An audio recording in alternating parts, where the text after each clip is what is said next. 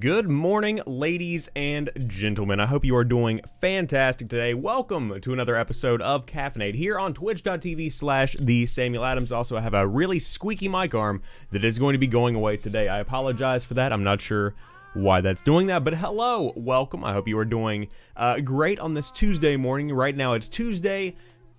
Yes, it's Tuesday, March 27th, 2018. Had to think about it for a minute. This is, for those that are uninitiated, unaware of what we do here on Caffeinate, I do a morning show every single morning of the weekday at 6 a.m. where I go through the top video game news that you need to know to get through your day, whatever happened in the past 24 hours, what's significant for the console that you might be playing on. And on Tuesdays, we tend to have a good bit more energy, so I'm going to be trying to incorporate more of a sleep schedule into whenever I stream. It seems to be that I do perform better in streaming whenever I get a pretty solid night's sleep, at least more than 3 hours, which is customarily what I've been getting. Anyways, this is going to be a very slow news day, so we're going to be having a much more laid-back episode. But, of course, I also forgot to mention that if you are late to the show, if you want to catch up on the past episodes, if you have a busy life and you feel more accustomed to checking out the podcast or the VOD, you can check it out on youtube.com/Samuel Adams Media, uploaded directly after the show goes off the air on Twitch, and also on podcast services, specifically Anchor.fm, which is great for distributing a podcast across the internet wherever you might want to put it. I believe that right now we're in the process of getting it on Spotify, and also Google Play would be really good, but I'm still kind of new to the podcasting world, so we're working on that. We're seeing what's happening with that, and we will try and get that taken care of. But I feel like that's all of the housekeeping. Like I said, today is a very slow show. There wasn't that much that went on yesterday, but I did manage to pull together 7 different news stories that I feel do have some significance in the world. So we'll go over those. But overwhelmingly, this is pretty much the start of my streaming week. It's going to be a very busy one for me. For those that don't know, I'm also a college student full-time, and I also work part-time. But I have multiple part-time jobs, so I suppose that would be full-time. You can figure out what that means, but I also stream a ton here. So it's been a busy week for me. We just got back from midterms. We're, just absolutely pressing towards the final part of the semester. But I digress. That's not what you're here for. I suppose we'll go ahead and jump in to the gaming news of the day. Let's start off with this from GameSpot, which is written by Steve Watts, who says in his headline, Sea of Thieves dev backtracks from controversial death cost feature. Our mistake. I enjoyed that little thing over there. Sea of Thieves developer Rare has scrapped plans for a proposed change after harsh feedback from the community and a realization that their messaging around it was confusing.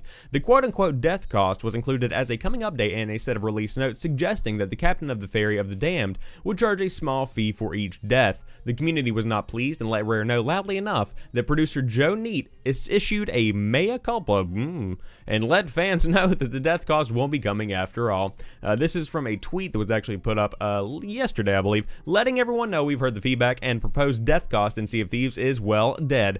We messed up the messaging around this and it's now gone. Thanks for the honest feedback and discussion on this, and then there's a link to the tweet if you wanted to check it out there as well. The release notes have been updated as well. It's careful to note that the plan was never to charge players for PvP deaths since it would have such an impact on player experience, but it also echoed Neat's point that the team fumbled the messaging. We understand that this addition to the release notes was a little confusing, and in the future we will ensure that any future updates we discuss gives you a better understanding of how and why we're implementing it. The notes read, Sea of Thieves is constantly evolving, and any feature we'll test, monitor data, and listen to your feedback to ensure we're making the right decisions. That's part of a constant evolution that is needed, as we found it fun, but in need of more content so far. True. The team has shown themselves to be pretty nimble in issuing a comedic Day 1 patch just for kicks. There's literally nothing in the Day 1 patch. You can try swashing some buckles for free with a 14-day trial of the Xbox Games Pass, which will get a new batch in April. Before you heave-ho, be sure to check out some tips for landlubbers here on GameSpot. You don't have to check out those tips for landlubbers if you don't want to. With that being said, this was a very confusing message. I would assume that this was more so, obviously the article itself doesn't do a great job of explaining what was going to be going on with these death costs, quote unquote. But I believe that if I'm understanding this correctly, if you were to like crash your ship, or you were to, just absolutely smash into an island, as I did during my time in the beta, which, is up if you want to check that out. I think it's in one of my past broadcasts. But it's essentially one of those things where if you really messed up and you discovered that you weren't actually doing that hot, as when it comes to driving the ship, then you probably would have to pay, you know, a couple of thousand gold or whatever it might be, a couple of hundred. I'm not really sure how much currency you tend to have on a day-to-day basis in Sea of Thieves, but I feel like that's kind of where this was going overall. Is it good that it's dead? Yes. I feel like right now Sea of Thieves needs all of the help that it can get, because the game itself is fine. You know, the gameplay is okay, but it's just not a deep, in-depth game. There isn't a lot of content there to experience. If you've been paying attention to what's been going on around Sea of Thieves, you'll know that when it comes to the gameplay itself, it's solid, but it depends heavily on having somebody else to go around and pirate with. For instance, if you have a group of, I think, 3 other friends is pretty much the main 4-man squad is the idea. If you have 4 people together in a group, including yourself, then you can really have some good times with this. It all depends on what you do with it. If you go and you try and play this solo, you'll have a good time, but you won't have nearly as good of a time as you would if you had been doing a 4-man squad where you're just going around pirating, killing skeletons, you know, finding gold, doing all these little side quests, going to the outpost. That's the goal here. That's the goal with the game, is to really just give you an open world where you can pirate in. With your friends, and you can create a little schooner or whatever you want to do, and you can just go out and have fun. That's the idea of the game, and I feel like that messaging itself has been kind of muffled over the course of the past few months, because it was very much so put out there that this was just going to be an open-ended kind of game, but it was never truly, you know, displayed. That was not the focus of the marketing. And so I feel like with that, Rare kind of missed an opportunity. They could have done better with that, and they really could have driven their points home a little bit more to where they really could have sold this as the game to play with your friends, the game to really experience together. And of course, some would say that they have done that fairly well, and I can understand where people would be coming from with that. But whenever you have this much hitback, this much feedback that says there's no content in this game, that's where you run into the issue. That's where you start to realize that, you know, the game has a lot of things going wrong with it that need to be fixed, and there needs to be more content implemented, because simply people need more content.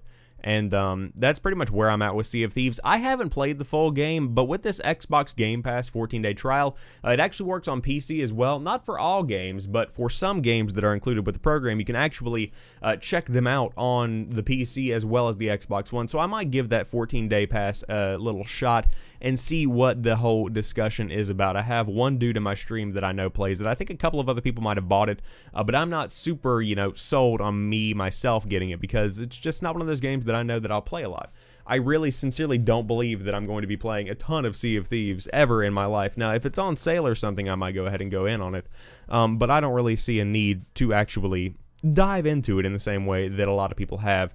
However, if you have about 2 or 3 other friends, maybe even one other friend that you want to go pirate on the high seas with, then you can check out Sea of Thieves right now. But it is certainly not a necessity for your collection as of the moment. Hopefully Rare will add some stuff to it and fix that. I mean, I'm not sure if they will or not, but hopefully it'll go fairly well. And now we're moving on to story number 2. Update is coming next week to Gran Turismo Sport, adding 13 new cars, the silhouettes of which can be seen in this picture right here, because 1, 2, 3, 4, 5, 6, 7, 8, 9, 10, 11, 12. Okay. All right, I was like, there's a row of 4 here, and there's a bottom row of 4. There has to be 5 in the middle to make that 13, otherwise it'd be 12. However, we don't have any kind of details as to what these cars are going to actually entail. We have no idea if these are going to be good cars. We don't know what's happening with them. However, you see a couple of silhouettes. I see a Corvette. I see looks like a Mustang. I see an old car up there. Kind of looks like the Dacia from PUBG. Obviously, if you're listening to the audio podcast version, this is completely and totally useless to you. You have no idea what's happening right now. And I feel bad for you. I pity you, because these are some interesting car silhouettes with nice graphics that show off the outlined body of the car.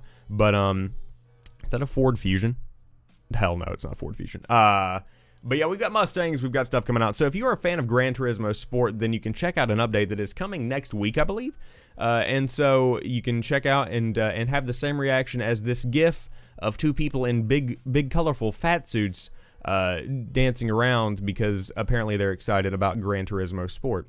Yes, so hopefully that will all go well. I didn't ever get into this game because I was very interested in sport. I just remember there was so much traction whenever it was coming up, and then it just kind of died whenever the game came out, so I figured I didn't really need it.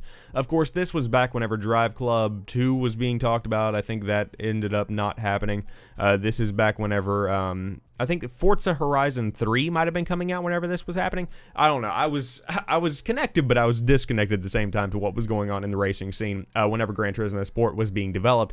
And so I knew it was coming out because I listened to podcasts that talked about it, and I thought about getting into it, but I have no desire, really, to be honest. I have no desire to go back and play Gran Turismo Sport. But with 13 new cars, somebody who is into the franchise may very well be interested in diving back in, checking this one out again, giving it another shot. It could be a very interesting one for you. With that being said, that's pretty much the gist of the story. We don't have any more, content. We don't have any more discussions about Gran Turismo Sport. It is what it is. So if you guys, oh wait, here we go. Oh, this is actually helpful. We have breaking news that was in the comments.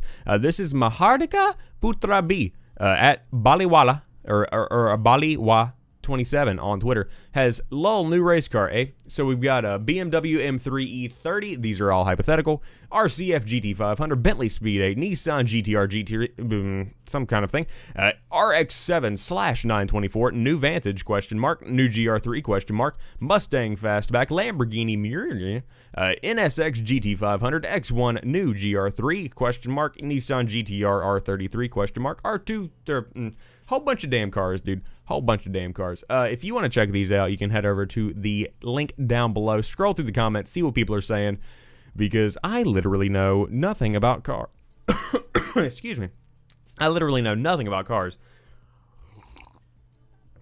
I sprayed like some good smelling cookie spray and stuff in here before we began the show, and I believe all of those follicles are beginning to conglomerate around. I apologize. I know if the podcast is just going to be the pinnacle of entertainment today. The pinnacle of entertainment. All right, we're good. But yes, if you want to check that out, link down below. Moving along. Family Guy episode will feature Warcraft theme. This is coming to us from Game Ran, which I've found to be one of the best gaming news sites out there that is completely and totally, it is so good, but no one ever talks about it, which is very disturbing for me. Blizzard's hit MMO World of Warcraft is set to grace the small screen again. At least, it sort of is, as it will be the theme of an upcoming episode of Fox's animated comedy, Family Guy. While its subscriber count has fluctuated over the years, there's no doubt that World of Warcraft has permeated a lot of facets in pop culture and has even made its way into the mainstream as well. It seems that the game will again be making its way to the mainstream in a way, as it will be featured on as the theme for Sunday's Family Guy episode. While there are no details on specific plot points for the episode as of this writing, it is safe to assume that the show will look to parody the game as it has done with other franchises in the past, like Star Wars. Very exciting stuff here. Very exciting stuff. As you can see on this tweet, if you're watching the stream and or on YouTube, there's an entire tweet that has art that actually features Stewie as a member of the Alliance, and then there is an orc, Peter Griffin. I think I nailed all of those terms correctly. If not, I offended a lot of World of Warcraft people. With that being said, look at this anime. It's so good. It is so good. This is exciting. I love this so much. World of Warcraft has been featured in popular TV shows before, with none more popular than the Season 10 episode of South Park from October 2006. In it, the boys got seriously addicted to the game when another higher-level player killed the characters along with other player characters. They then made it their priority to become more powerful and defeat their nemesis, which ended up leading to the addiction of the game. The Warcraft series also has its own movie that came out a few years ago, which was great. It was damn good. Which, despite mediocre reviews, has since become the most successful video game movie to date. It was great. I loved it. I absolutely adored the game.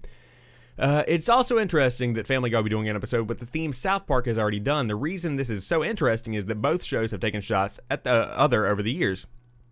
South Park even had a couple of episodes dedicated to poking fun at the Fox series. The World of Warcraft game itself is said to be in the spotlight even more, as it was announced at the 2017 BlizzCon that the game will be getting a new expansion, Battle for Azeroth.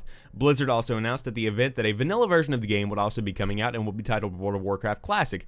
There are currently no details on the specific release date for either at the time of this writing. I am incredibly excited about checking out the vanilla. I've been debating getting into WoW. And I know that I shouldn't because I've heard about how addictive it is, but I don't really have that kind of personality. I think that I could kind of, take myself away from that entire thing. I think that I could really back up and play the game and enjoy it and see what all of the hype is about without completely and totally throwing myself into it. I think that I could do that. But I'm kind of not a fan of the monthly subscription thing. I'm not big on giving my money every month to something. Now, if I can pay like a one-time fee every year and then get a year's access, then that would be very cool. But I think they've dropped the price recently, so we might look into it. I don't know. I would definitely be streaming it. That's all that I would be pretty much doing. But I feel like I'm not sure about it. But with this specific news story that we have here, this is incredibly fun for me because I love whenever there's a crossover like this in pop culture.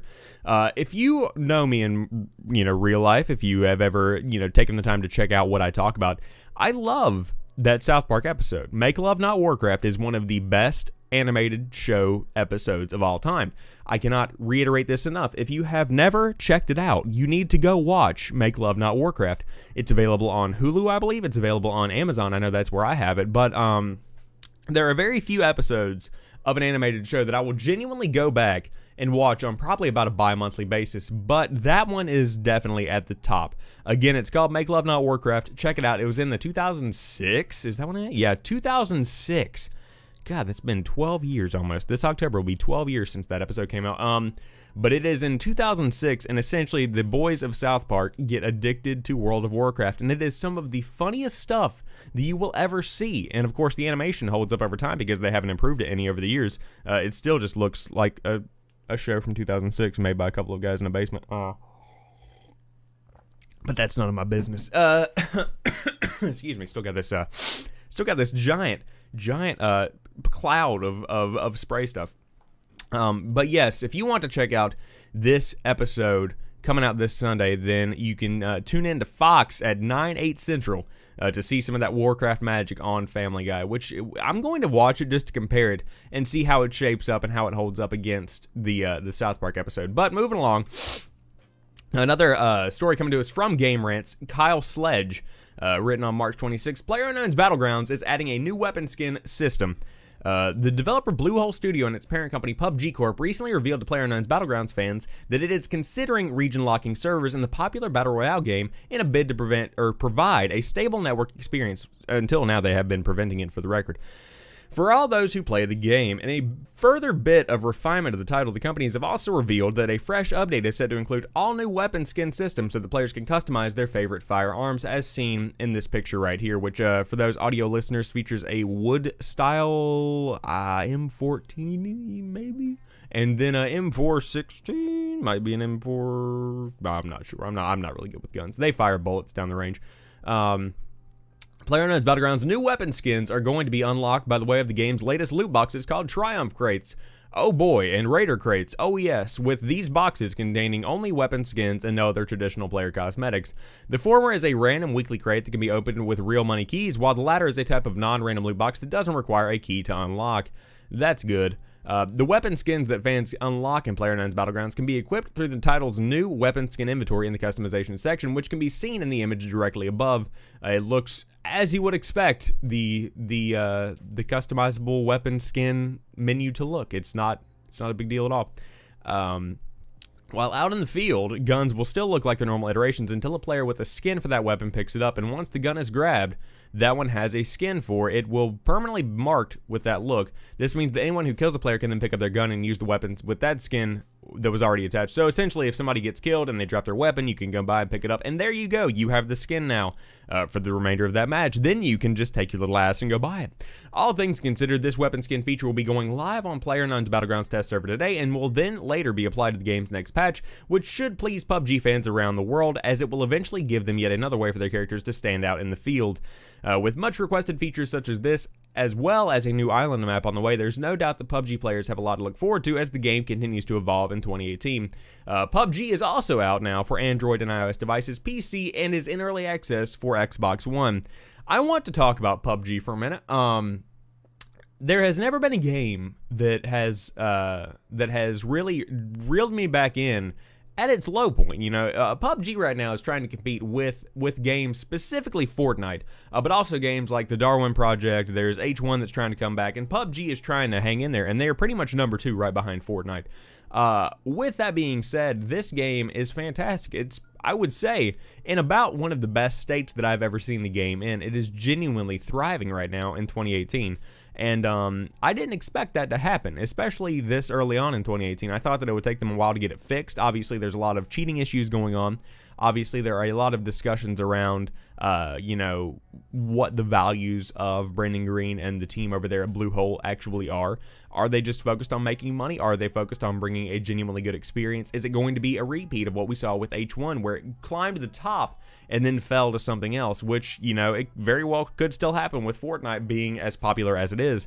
Though with this update, the skins thing isn't that great. The skins thing doesn't really matter. I don't care about skins. Skins are what they are. It doesn't impact me whatsoever. That is, if they want to do it that way, that's perfectly fine.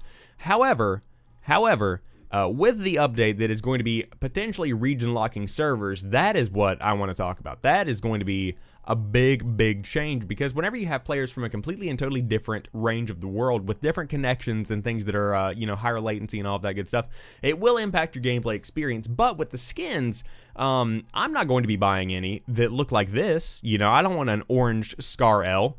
That seems to me to be counterproductive to your efforts to be hidden in the world. I don't understand why you would be buying these bright colored skins. I tend to be one of the players that, my playstyle has changed a bit over the course of the past 6 months or so, because I've started going from being somebody that hangs back, sits in a bush camping, to somebody that's more hands-on, more high octane. I'll just run in with a shotgun and see what happens, because you only live once, as they say back in 2008. Am I right? I'm right. But with these new skins coming out, I suppose that gives me even more of a reason to rush in, because people can see me coming from a mile away with my giant highlighter-esque skin on my sniper rifle. So we'll see what happens with this. I hope that it goes very well, because the new island map is going to bring in a lot of players to PUBG. I'm going to say it right now. It's going to be making a comeback. It's not going to be as popular as Fortnite, because obviously Fortnite is free to play on PC, and also it's much more welcoming, it's much more accepting, and there isn't quite such a time investment that goes into performing in every match. For those that don't know how PUBG essentially works, you will scavenge and find things for about 30 to 45 minutes sometimes, and then you'll just get shot in the back of the head and you'll never even know what happened. That is something that is very detrimental to the overall experience of the game. That is something that is impactful when it comes to how the entire game is received by the players. It's incredibly frustrating, but when you are the dude that is shooting in the back of the head instead of being shot, then that's whenever you really have a lot of value in this game. It's really incredibly fun. Because obviously that's a really bad way to say this. It's good whenever you do well in the game. It's bad whenever you don't. That's pretty much what I'm trying to say here. And so, with this new smaller island map, I think that the matches are going to be much faster. I think that it's going to be a much less grueling time investment whenever you're talking about how much time you actually do end up putting into the game to get good gear, to get good armor. And I think it's going to speed up the experience overall to the point where it could genuinely bring in some Fortnite people and say, hey, I was playing Fortnite, but this one looks way more realistic. It's much more demanding, and it's giving me a much more hardcore experience. Because people don't realize how impactful Fortnite has been on Battle Royale overall. BR started, as we've said before, with mods for DayZ and Arma, and then, Arma actually, I suppose, because Arma spawned DayZ, and then DayZ spawned Battle Royale, essentially. That's pretty much how it goes. You can correct me on my Twitter feed, at Pretty Chill Guy. Call me out. Say I'm a stupid. I am a stupid. But essentially, what was I saying? Fortnite has impacted Battle Royale by bringing the mainstream audience into the mix. You have people on Twitter that are just seeing Fortnite memes and then checking it out and seeing what's up and then falling in love with the game. I was in a class last night at my college where the professor actually started talking about it, and then everyone around me started discussing Fortnite, and then there was a girl in the back that went like this, nerds, and we were like, yeah, what up? It's fun. We enjoy this kind of thing. I'm sorry. You need to find a hobby yourself, because apparently you have nothing else aside from calling out other people on their hobbies and their passions. Come at me. But yeah, it's really cool to see Fortnite bringing Battle Royale into the mix of the mainstream, popular culture, etc., etc. And so, as people kind of branch out, see what's up with it, see what's happening, then they might go over to PUBG and say, hey, this is actually pretty cool. I'm going to give it a shot for $30 on the, I think it's still $30. What's it called? Player Unknown's Battlegrounds. Steam? Yeah, let's see how much this thing is. It is going to be, yeah, $30. So for $30, you can get PUBG on Steam right now, and it's genuinely a pretty solid game right now. I think that the gameplay has improved heavily. I think that it is going to be fantastic. I think that there's a lot of potential here. So we'll see what happens. Hopefully it'll turn out well for it. But moving along, we have a rumor, ladies and gents, coming to us again from Game Rant, because they're killing it over there at this site. I can't say this enough. If you love Game Rant, go check it out, because they're a fantastic source of information. I think this is probably my new favorite gaming website, where they talk about news and stuff. They do great work over there. I mean, there's nothing else to say about it. It's just fantastic. Pokemon Switch Direct is coming on Wednesday, coming to us from Dalton Cooper on March 28th, 2018, or 26th, I'm sorry, we're not in the future yet, this is not tomorrow. Even though Nintendo announced a main series Pokemon game for the Nintendo Switch at last year's E3, we still have yet to actually see it in action. However, recent rumors suggest that may change sooner rather than later, as it may be properly unveiled at a surprise Nintendo Direct presentation set to take place as soon as this coming Wednesday. This latest Pokemon on Switch rumor has been making the rounds on the internet today, as it seems to stem from a Twitter post by a user named Matt Hunt.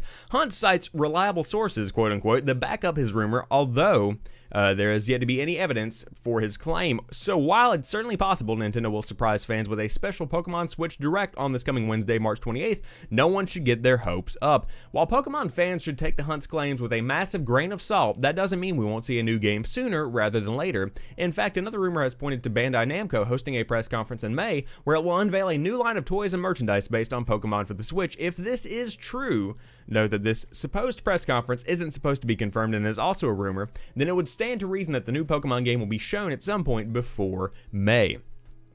So that's incredibly exciting. Here's the tweet that says, hashtag grain of salt, hashtag Pokemon. So we may be getting a Pokemon Direct on Wednesday announcing the Switch titles, not concrete information, just passing along the rumor. This Bandai Namco rumor stems from a French language Pokemon fan site called Pokegraph, which is making these claims based on multiple sources. Pokegraph also claims the Pokemon on the Switch will be split into two games like all the other main series titles so far, and that they will launch in December of this year. Like the rumor that a Pokemon Switch Nintendo Direct will come this Wednesday, fans should be very weary of Pokegraph's claims, although, after all, Pokegraph doesn't provide any evidence to back up what it's saying and could just be making it up. Very well, a potential. Of course, if Pokegraph was correct that the new Pokemon games on Switch will launch in December of this year, it wouldn't be all that surprising. We know that Pokemon on Switch has a release window of late 2018, early 2019, and if the games launch in time for Christmas, it could give Nintendo a record-breaking holiday season, and I don't even think this is a could story. I think this is a will story.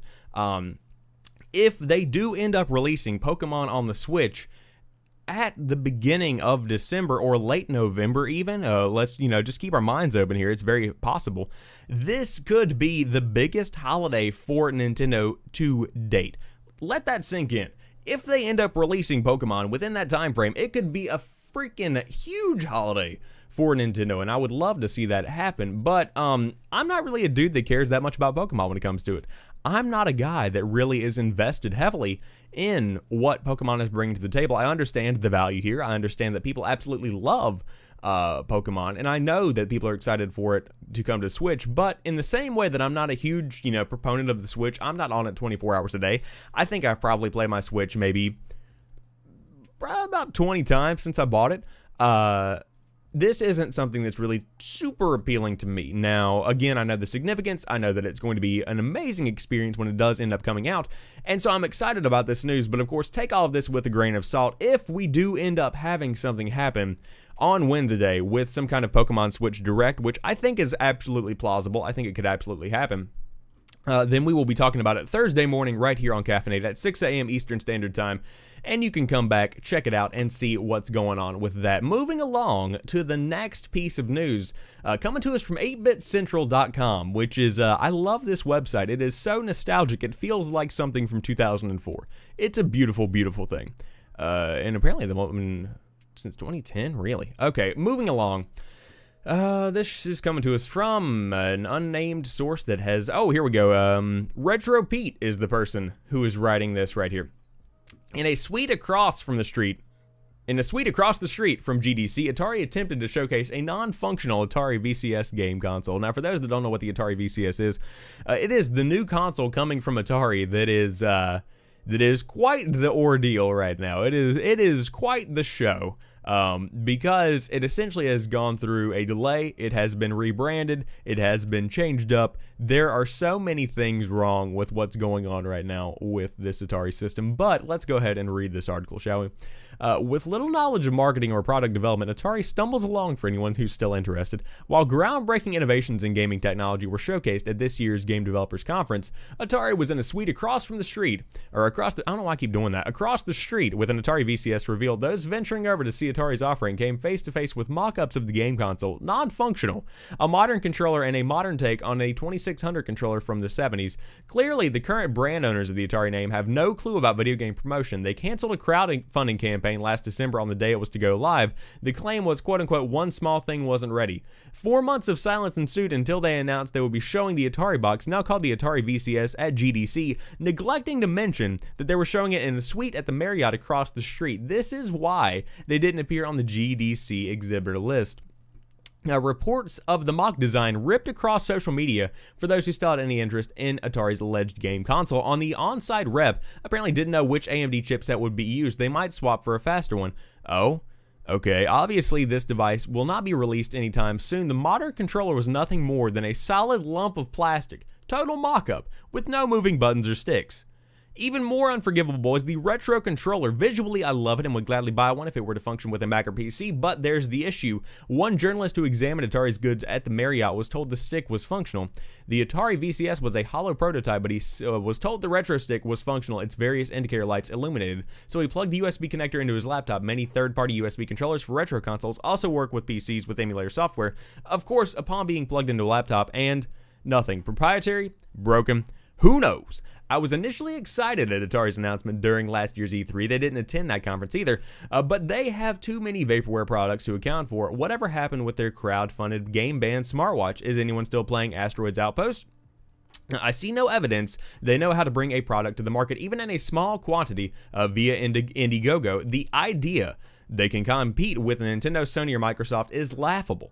They brought a lump of plastic to GDC while minds were being blown at the actual conference. Delivering disappointment seems to be the commonality to most of Atari's recent endeavors. Atari is not taking this product seriously, and they look foolish for the poor job they've done from day one. If nothing else, they're consistent. There's no excuse for showing up at a professional game dev conference with a hollow prototype. If the device isn't ready to show from boot up to gameplay, it has no business being at such a conference. GDC isn't a Comic-Con run amok with wide-eyed kids. Professionals are staking their careers on their latest creations. Showing a rigid, solid controller mock-up is a joke. Wake up, Atari. There is no A for effort. You failed. This man is absolutely angry at this. Oh, here's a little mock-up of the back. We've got 4 USB ports, 1 HDMI, an SD card slot, I believe that's power, and a reset button as well as Ethernet. The fact that fans will still drool over the possibility of this new Atari VCS console reinforces something I've said all along. Give up the tech. Turn Atari into a lifestyle brand. Do what Gene Simmons did for Kiss. Put that name and logo on everything. Atari could make a killing off a few t-shirts and hat designs, and it expands exponentially from there. I'll gladly buy some slick Atari swag. 100%. Now, I do not agree with the use of slick Atari swag. What a title! But this is just a huge disappointment for those that I said, have not been following along with the development of this. It is a sad excuse for Atari. Like, 2018 Atari is not the Atari that I want to remember. This console is going to fail. This console is not going to do well. The only thing this could potentially be good for is in 30 to 40 years. In 30 to 40 years, you could actually sell this for pretty high, profit because no one's going to buy it. This is supposed to, bring back ideas of nostalgia, but at the same time bring back these concepts of new games that can be played on this. But I'm getting strong Ouya vibes from this. For those that don't know what the Ouya was, It was a crowdfunded, campaign that brought a brand new game console to the market that was, backed by supporters. It was loved by fans, and then it came out and it was not loved by fans. People did not like that thing whatsoever. It was very much so a part of the experience of releasing a game that I love, or releasing a game console that I love, because you get to see how people react to something that is simply not a good idea, and that's what we're going to be seeing here with this Atari game console. Will it end up actually coming back? Maybe it's going to be a fantastic console. No. Will it ever come out? I highly doubt it. I sincerely don't believe that this is going to become anything big at all. But I love what Retro Pete brings to the table here. I really do think that he has a good idea where they can just do a whole bunch of merch, and even if you did release an official Atari joystick, take that ugly ass controller and just throw it out at the curb like the piece of plastic that it is, but take that joystick and make it into something that I can buy for, I would say, $25, $30, that is a fantastic feeling joystick that I can play classic games with on emulators on Steam. Let me plug that thing into my PC and use it, or my Mac and use it. And then on top of that, make some t-shirts, make some sweatpants, make some hats, make whatever you want, make classy apparel. People will wear that because being a quote-unquote nerd in modern day culture, it's not a bad thing. People enjoy that kind of aesthetic. People want to get in on that kind of experience. And to make merch and to capitalize on the fact that your name is Atari, like you are the 80s, then you should take advantage of that and really make it your thing. And I don't know why they're trying to bring back gaming into their mix. This is essentially kind of the way that I see classic rock bands these days, coming back and doing another tour or whatever. Like, I know that I think, let's use an example that isn't quite so modernized. I'm trying to think, like Kiss touring. Okay, Kiss puts on a great show. It's great. Actually, no, that's not a very good example. Hold on. Let's think about this. Maybe Def Leppard. No, Def Leppard's pretty good too.